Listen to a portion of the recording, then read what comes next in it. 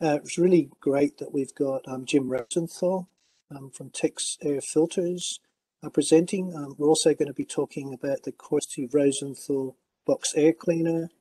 We're also going to have Melissa Statham and Andrew Flanagan talk about ergonomic basics for kids at home and school. It gives us it's really fabulous that we've got Daniel Kane from Masks for Canada to present too on optimizing mask respirator use for all ages. And then last but not least, Dorothy Wigmore is going to be talking about cleaning for health, not theatre. Just to introduce our great panel of speakers, Jim Rosenthal, he's the Chief Executive Officer of Tex Filters. He has over 20 years of experience in the air filtration and environmental control industries and has been active in the National Air Filtration Association, serving as its president between 2009 to 2010. He's certified air filter specialist by NAFA. He was president of the Asthma and Allergy Foundation of America, Texas chapter. He's also involved in air filter test standards and is currently a voting member of the ASHRAE 52.2 Committee Standards 52.2 Method of Testing General Ventilation Air Cleaning Devices for Removal Efficiency by Particle Size. Then we're going to Melissa and Andrew. So Melissa Statham is an ergonomist with OCAO. She's also a member of the Association of Canadian Ergonomists. She's been with OCAO for about 5.5 years. She's a Canadian certified professional ergonomist, and she studied human kinetics at the University of Windsor, where she received her bachelor's and master's degree. And then co-presenting with Melissa is Andrew Flanagan, who's also an ergonomist with OCAO. He's a Sarnia location. Andrew has a Bachelor of Human Kinetics from the University of Windsor, as well as a graduate certificate in ergonomics from Fanshawe College.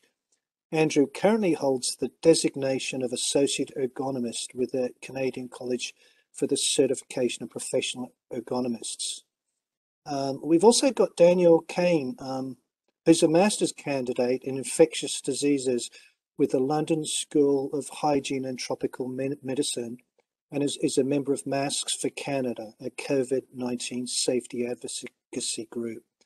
And Dorothy Wigmore, who does work for OCAO, project work for OCAO. She's a great advocate, and I've also provided her a link to her website there. She's worked and studied in Canada, US and UK and Mozambique. She's trained and practiced as an occupational hygienist, ergonomist, stress specialist and educator. In 2015, Dorothy was part of a 3-person team that researched and produced tools for informed substitution. How do you find safer chemicals for the workplace? Funded by WorkSafe. During the pandemic, she's written and ranted, I can vouch for that, she says, about the hazards of disinfecting and cleaning. So if you want to know about chemicals and cleaning and disinfecting and what she calls a hygiene theatre, talk to Dorothy. Now, I just want to introduce Jim, but I thought I'd provide a few slides up front before Jim speaks. So, you know, I'm the former president of Workplace Health Without Borders. We also have linked closely with the World Health Network. And this recent report, actually, I think it was released yesterday, talks about a zero COVID strategy. So it's an elimination strategy rather than a mitigation strategy. So the World Health Network is really independent from any political body or government. So it's really a science-based organization. And so they provide this really good infographic, which, you know, covers school safety. And you can see that, you know, there's no silver bullet. It really has to be a layered approach. All of these things need to be in place. And what we're going to be introducing through Jim is air filtration. I just grabbed this from newspaper article from Australia, actually, before the webinar here. And it's just talking about the Royal Melbourne Hospital. And all staff on these wards wear full personal protective equipment, gowns, N95 masks and face shields. And it goes on to say, we've been fit tested to ensure our masks don't leak. Strategically placed air scrubbers clean the air of aerosols containing viral particles. It feels safe, it feels calm, it's much better than last year when aerosol spread was not as well understood and many staff got infected. Critically, we've also been vaccinated. The last webinar, we had Dr. Gasparitz present, and this is kind of recent from Alberta, Protect Our Province. And she just talks about how, you know, the pandemic is really now starting to affect kids. And a leader from Alberta who's really, you know, done some great work there, Joe Valpond, presented yesterday through Protect Our Province through this briefing. And just have a look at this graph here. You know, this looks at COVID cases per 100,000 population. And look at the rise between 5 and 11-year-olds, unvaccinated kids. Now, I just want to quickly talk about a couple of guides here. There's the World Health Organization roadmap to improve and ensure good ventilation. And for those of you who attend our Workplace Health Without Borders webinars, we had Joseph Allen talk about ventilation in colleges and schools. But you'll see here, this is just a triangle, and it really talks about how to supplement ventilation with portable air cleaners. And, you know, Danielle's going to be talking, and Danielle's a member of Masks for Canada. If you go to the Masks for Canada website, there's some really great information here. And what really struck me is, you know, with really poor ventilation in schools, and carbon dioxide can be used as an indicator, you know, to show whether ventilation is good or not, or fresh air delivery is good or not. But what this was saying, at CO2 levels as high as 3,000 ppm, it's indicating that 7% of the air in every breath you take comes directly from other people in that room. And generally they use 700 ppm as a kind of a cutoff. So really want to get below 700 ppm. And this is a kind of a really good infographic, I think, also from Masks for Canada. And you know, if you want to have a look at it, some really good infographics there. Just about 5 ways to fight an airborne virus, you know, by wearing high quality respirators, N95s, open windows, use CO2 to assess ventilation, use HEPA filters if CO2 levels are high, and avoid eating lunch indoors, move outdoors. There's also a bit of a how-to guide. This is just a useful example of how you can actually complement the ventilation with an air purifying device. And there's also on the website, there's also a cool calculator to figure out what the ventilation is based on the different inputs of the tool here. Okay, I just wanted to share with you my own personal story quickly before I go on to Jim. I have a son who goes to a school in St. John's in Newfoundland, and you know, Jim Rosenthal really inspired me to build something. So I did actually go to Canadian Tire, and I did buy 4 3M 1900 filters. I used duct tape and some cardboard, and I constructed this. And I actually took it to the principal, and she was very grateful. So I donated to the school. But what she was going to do was get the other classes involved and maybe look at this as a project for the other class as well. So now I just want to hand you over to Jim, and thanks for attending, everyone. So welcome. So I'll talk a little bit about air filtration, and then I'd like to talk about the Corsi Rosenthal box, tell you the story of how it was created, and then give some details about what's happening, because it's Kevin's not the only one that's decided to make one of these. It's really been a very fun event for me. It's kind of my hobby at this point is the Corsi Rosenthal box. So here's some of the things we need to think about with SARS-CoV-2. First of all, it's an unattached virus, and it's approximately 0.12 microns. Now remember, a micron is a millionth of a meter, or 1/25,400th of an inch. So well below the visible sight range. But a virus that does not exist on its own. It has to have proteins, water, and then eventually finds a host. So the target particle size that we're looking at seems to be about 0.5 to 3 microns in range.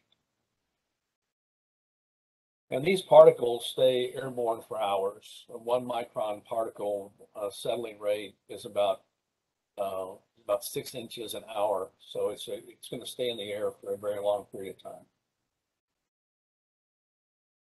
What they lack in size, they make up for in numbers. Now, go strictly on mass. 99% of the mass is in particles over 1 micron in size. But 99% of the number of particles is actually less than 1 micron in size.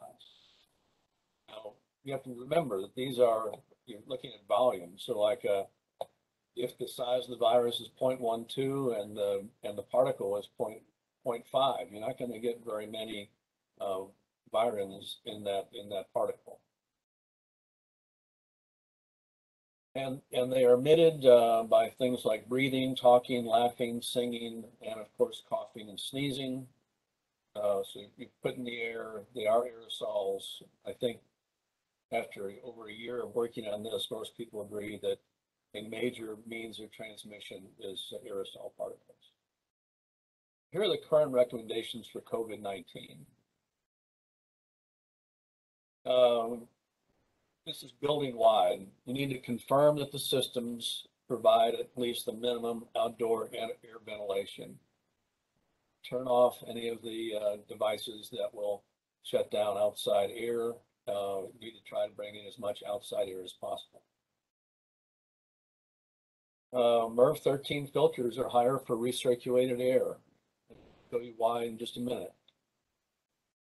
The goal for ventilation is 6 air changes per hour. Now that can come from outside air, open windows. It can come from the ventilation system, the mechanical ventilation system, or it can come from other devices like HEPA air purifiers or the Corsi Rosenthal do-it-yourself air cleaner.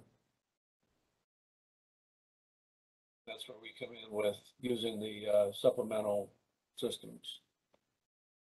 But why MERV 13? Well, it's been an analysis a few years ago, and they're trying to figure out what level you would significantly reduce the risk at. And Dr. Brent Stevens from Illinois Institute of Technology and his team put this together, and it's pretty obvious from this that MERV 13, there's a gap, and once you get to that level, it's pretty hard to improve it very much, but it's significantly better than other levels of filtration. So MERV 13 is the target. It's going to get a high percentage of the viral particles. This is another way of looking at it. On your left, it's efficiency on particles 1 to 3 microns. On the right is efficiency on particles 0.3 to 1 micron. You can see the significant improvement for MERV 11 going to MERV 13. 90% of the particles 1 to 3 microns are picked up by a MERV 13 filter.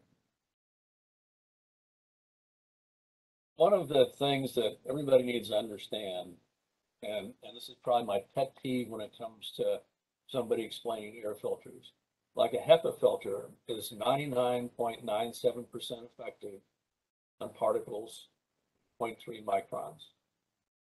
Doesn't mean that it's ineffective on particles below 0.3 microns. What it means is that's the 0.3 microns or thereabouts is the most penetrating particle size. It's the hardest one for air filters to pick up. So if you look at this chart, it will show you that this holds true for all filters. They actually become more efficient below 0.3 microns and more efficient above 0.3 microns. And it's a little confusing how it works, but the mechanisms of filtration work on anything. I mentioned earlier, it's like the screen door is actually a filter.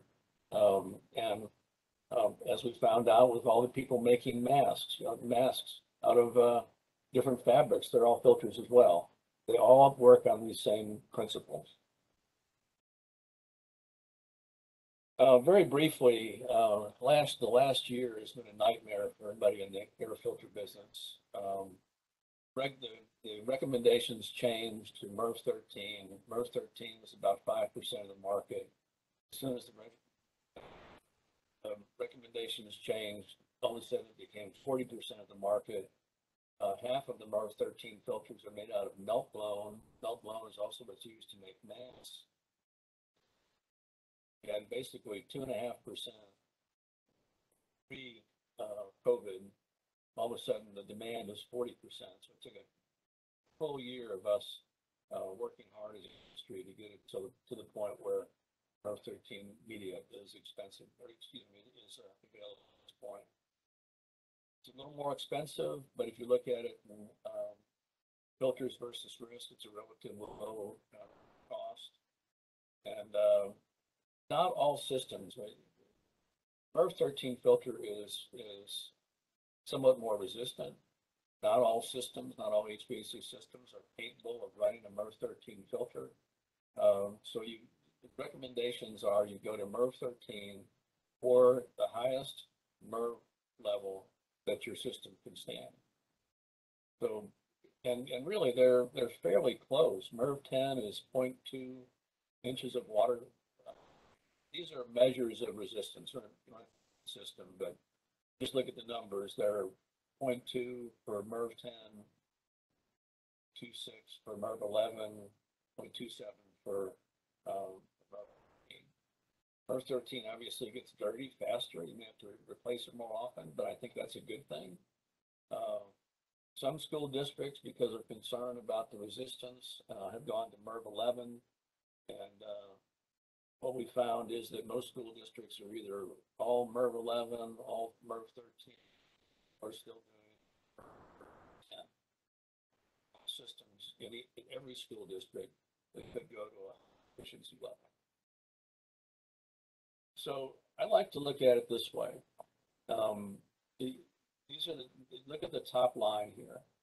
What we're trying to do, if you have somebody that has COVID in their room, they're going to be emitting particles. The emission is dynamic. It is always increasing, or it's always changing, or talking, or singing, or whatever. So in order to deal with that, you need to distribute the particles, you need to dilute the particles, you need to remove particles. As long as you do those three things, you'll be in good shape. Now, most systems, what we found is that the regulations first came out, the recommendations first came out. The idea was that you could only have systems that had 100% outside air, no recirculation. You were worried about the particles going into the HVAC system and then redistributing those particles throughout the space. What we found over the last year and a half is that that's just not happening. And as Bill Bonfleff, who's the chair of the ASHRAE Epidemic Task Force, said, recirculation is just not as big a problem as we thought it was. You dilute the particles. If you remove by filters using MERV 13, you are okay. So here are the factors to consider for filter effectiveness. Here's the thing that people don't realize. they look at filters as a thing in itself, the efficiency of a filter. And the problem is the filtration and the level of the filtration is only one part of the equation. It's actually three things. It's the quality of the filter. It's the fit of the filter. We found that just a 1 centimeter gap can drop the filtration efficiency by 3 MERV levels. So if it's not installed properly, there is not a good fit, it's not getting the filtration that you want. And the final thing is flow. And most people, even in the filtration business, do not understand that flow is a critical element. You have to move the air through the filters. So I'll tell you, moving on, we'll tell you the story of how we got this weird Corsi-Rosenthal box thing. August 6, 2020, I get a phone call from Wired magazine. And they say, have you ever heard about people sticking a filter on a box fan? Do you think that'll work? And I love to test everything. I always run numbers and test everything. So I said, I don't know, but I'll find out and I'll call you back. So I went out and I bought a box fan and I stuck 1-inch filter on it, a 2-inch filter on it, a 4-inch filter on it, and it worked. It was very effective. And then the article comes out, and part of the article says they interviewed Dr. Rich Corsi. He was a longtime friend of mine. He used to be head of the indoor air quality program at the University of Texas, and currently with University of California, Davis. And in the article, he says, maybe you could build this thing that's kind of like a box, but it holds up a Folgers can. And I think that might work. And then I decided, well, let me try that. I'll build this thing and I will name it after him. So I did. I wrote an article about it. And I still have the first one sitting about 6 feet away from me now.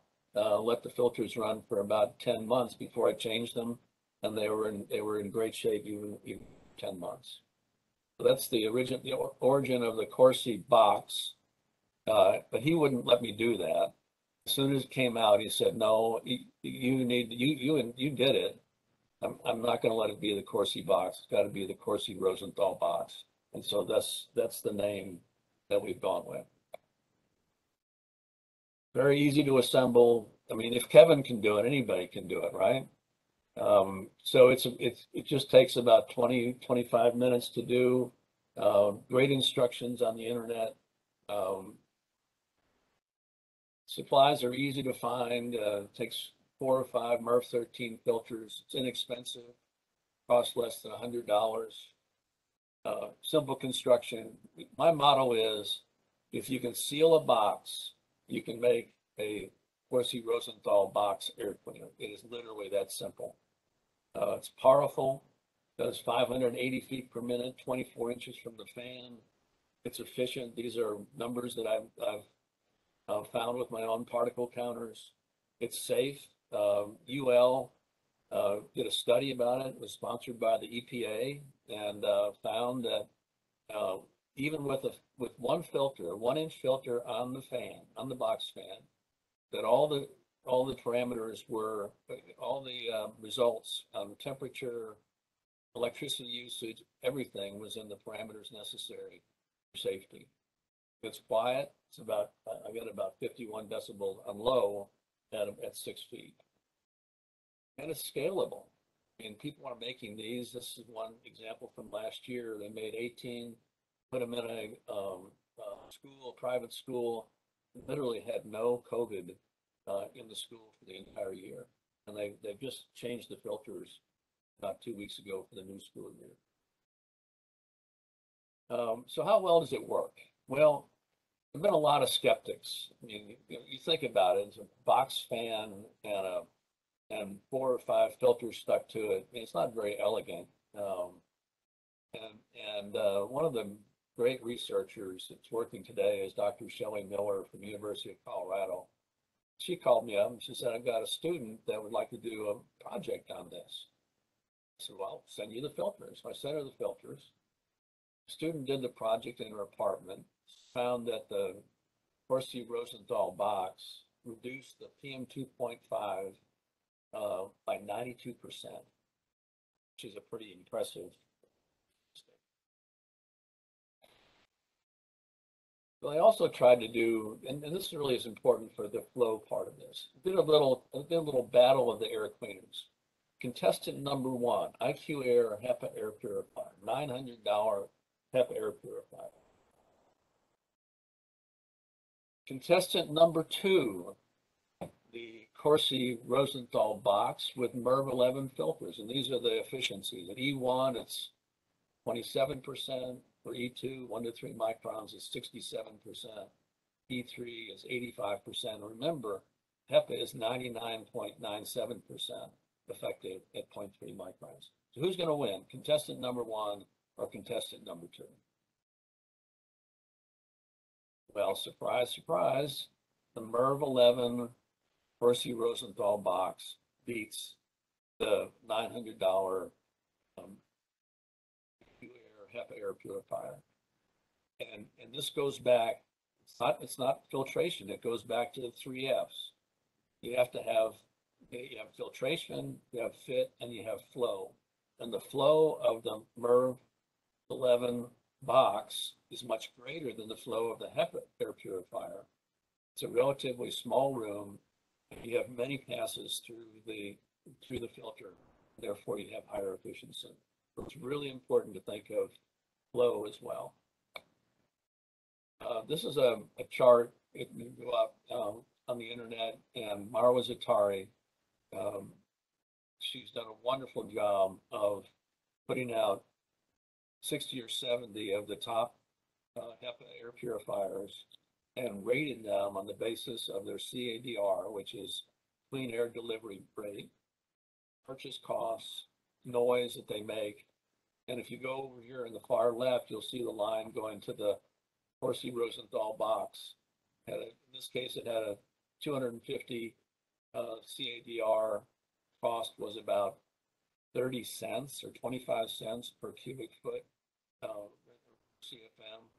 And the decibel noise is in the moderate range. But now all of a sudden, everybody's doing testing on this goofy thing, this janky. This is out of California, Davis. They tested it with 4 filter, 1 filter. Really can't go into all the details, but they tested it for power, airflow, CADR, noise, and all those different variations.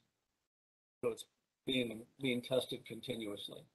But here's the neat thing. The students, instead of just saying, okay, we did this, we made the box, we tested the box in different forms, they decided that they're going to go out and do an outreach. They put together a 2-day indoor air quality program for junior high school students. And the culmination of that program was making 30 Corsi Rosenthal boxes for the school. Very successful program, and they just did that this week, actually. Illinois Institute of Technology. This is again Dr. Brent Stevens, and found that the CADR for the Corsi Rosenthal box with MERV 13 filters at 0.09 to 1 micron was 166 cubic feet per minute. But CADR for dust, which actually is what we're looking at, if you original slide talking about what's our target particle range, 321 cubic feet per minute. That's a lot. That is a huge amount for this type of device. One of the other great things about this is that it's a team effort. This is not it's not a patented product. It has always been open source. We want everybody to use it. We've encouraged everybody to use it. If anybody's on Twitter, part of my job, I think, at this point is being the cheerleader for every one of the boxes that is made on Twitter. And there have been a lot. this is a collage of different things that have been displayed, and it has a tremendous number of people that have made them, every different variation possible with decoration and everything. But the great thing is it works. Josh Apte, professor at University of California, Berkeley, is a great quote. He says, "Every air quality researcher I know has played around with these because they are so satisfying and simple and fun, and they work." And that's really the message, is that they work. Here's another case. 140 of them were being delivered to sixth grade partner classroom of UC Berkeley. So they are being used all over the place. This is another one that was done just recently.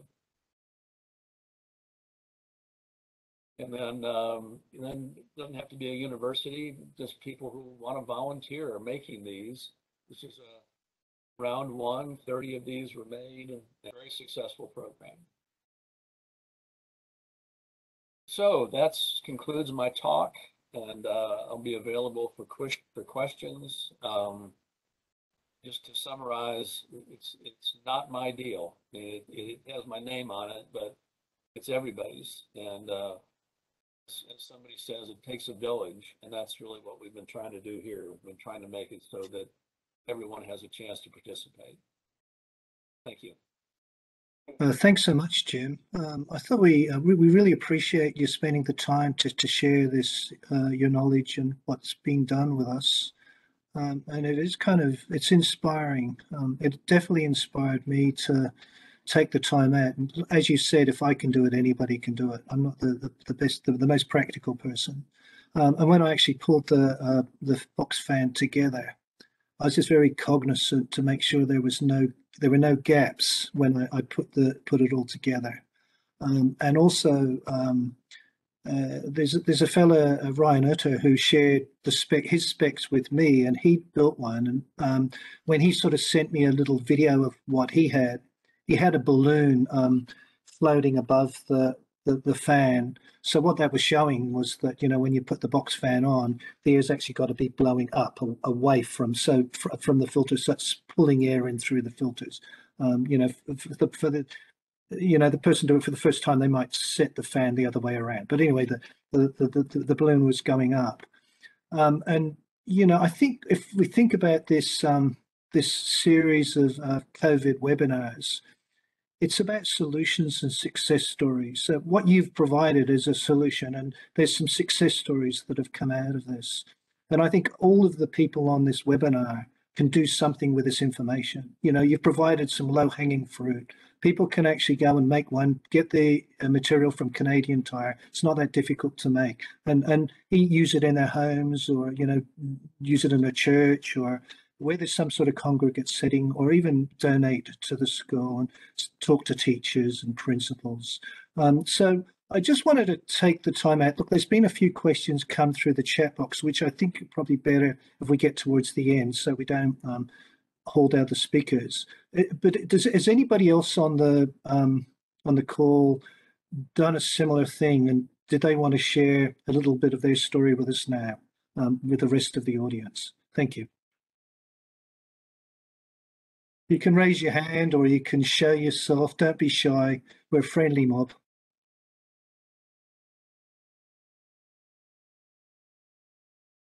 Kevin, I will say that the participation is the key. COVID, we've all gone through this pandemic, and COVID has made us feel relatively helpless. But we can do something, and making that box that you made and that I made, we did something. We were not helpless. And that's a great feeling. Yeah, it is. And I mean, a coronavirus is airborne. So, I think it's really important that everybody on the webinar understands that. It does float around in the air like smoke, so we can actually clean the air. So I could see that Jane's showing herself. So did you want to share something with us, Jane? I wish I could share. I'm actually looking for more sharing. And I want to say, Jim, thank you so much. And I put this in the chat. You've been such an inspiration. I've been following on Twitter. I've been sharing the images, sharing the success stories. I've been trying, I wonder if you or anyone else on the call, I've been trying since midsummer to appeal to school board administration, principals, trustees, superintendents at the board, and they consistently say no. We won't allow these. We won't. I've tried to approach it at the level of, let's make this a class project with my children's individual teachers, and our school board just won't allow it. They won't even go the step one of testing the CO2 in the rooms. They're just leaning on the fact that they have complied with the Ministry of Education guidelines and arguing that's sufficient. So I just wonder if anybody has any suggestions for how to effectively make the case beyond, you know, showing what you've just shown us today, that they work, they're easy to build, they're cheap. I guess I'm failing on the front of you know, gathering support for it and putting enough pressure to get our schools and our board to allow this. Thanks so much. Let me, I don't have it on, we need to send everybody this, but there is a website called cleanaircrew.org, and it has some really great model letters that you could send to a school board. All the information that somebody asked about the UL, that's on there, directions on how to make the box. And here's the best part about that. This is very comprehensive. I didn't do anything. I mean, all this was done by volunteers. These are people that stepped up and said, you know, I can do this. There's a guy, Lazarus Long, put out this huge mega tweet just because he wanted to help. And that's the way it is. I mean, if anybody's on the call and they're successful in doing it, share it with everybody. This is not my project. It's not anybody's project. It's everybody's project. So there is stuff out there. Yeah, and I've used some of those resources. I copied a letter, I had a letter to the editor, published in our local paper. I was able to get the editor of the paper to do a story, a larger story about these issues, and we just can't get our school board to move. We can't give up, Jane. You're doing fabulous work, and I think everybody on this call, you know, we think about sphere of influence. We all can influence others in what we're doing. So I think collectively we need to. I'm just thinking about Sarah Adelman.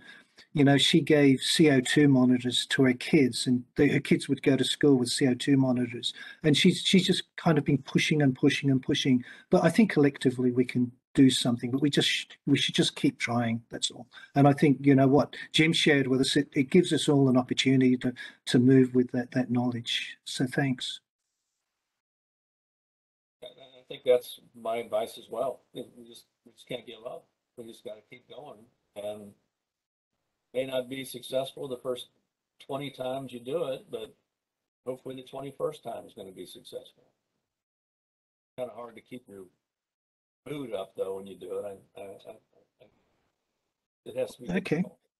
Okay, we might move on. So I just want to thank you again, Jim. Hope you can stay to the end if there's any questions. Okay. It'd be fabulous.